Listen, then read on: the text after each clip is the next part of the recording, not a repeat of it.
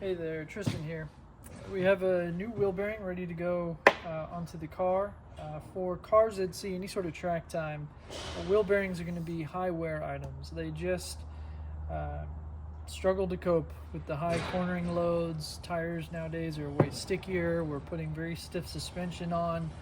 Sometimes, um, higher durometer bushing. Sometimes the bushings are just spherical, metal on metal.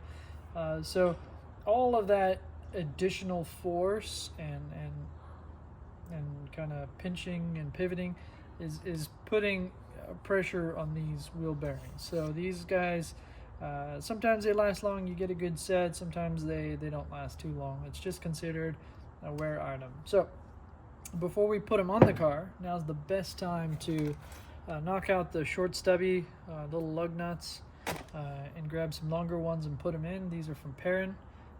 These are not my favorite. I do like the ARP studs better. They're a little bit longer. You can get them in different lengths. They also have that domed top, but these will be perfect for what we need. Now, to unseat the old studs, obviously they come pre-installed. They're pushed up from the bottom. You're just using a good old hammer and you're whacking these down. There's probably a better way with a press, but that would be a pretty interesting looking press, not one that I own. So good old hammer does the trick. Now, to seat the new studs into this hub, we need to essentially press them in or pull them in is more so what we're doing. So doing this in the vehicle is a huge pain because there's your drum brakes right here that work for your handbrake. There's not a lot of space back here because you've got backing plates. So now's the best time to do it. To do it, we're going to insert this up here. You want to use an assembly lube on these threads because we're about to put a lot of pressure on these threads because we're going to use that thread pressure to pull this up into place.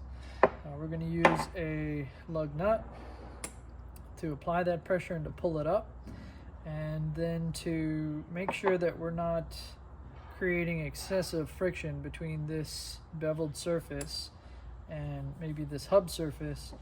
We have this bearing that we use. So this bearing will slide into place. We'll use an assembly lube, like I said. Put a little bit on there. It's probably too much. Grab this guy, thread him on.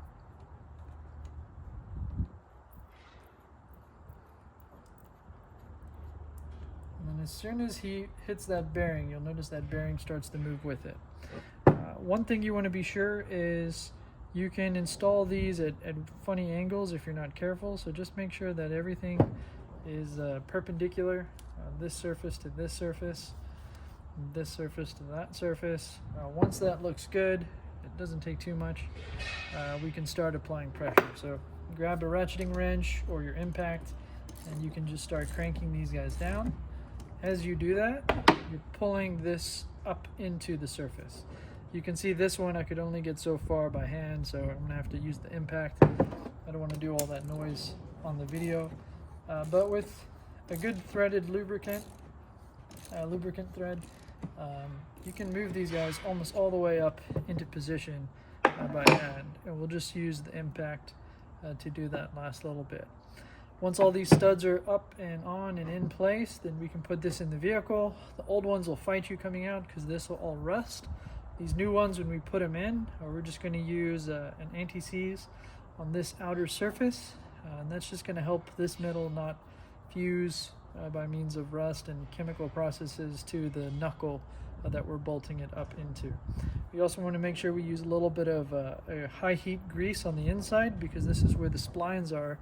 They're going to mount up to the hub. And then once that's all done, that'll let us avoid the issues that we're running into with these shorter lugs. So with the shorter lug, specifically on the 2000, or actually specifically on WRXs that are running an STI Brembo brake, is that Brembo rear rotor is a lot thicker than the stock rotor. So that extra thickness is essentially taking threads from your lug bolts. So we need that extra depth so that we get a good firm torque on the lug nuts. That, or if you're running spacers, you'd want something longer, but this will give us that peace of mind when we're at maximum attack on a sharp corner. Yeah, hopefully that helps.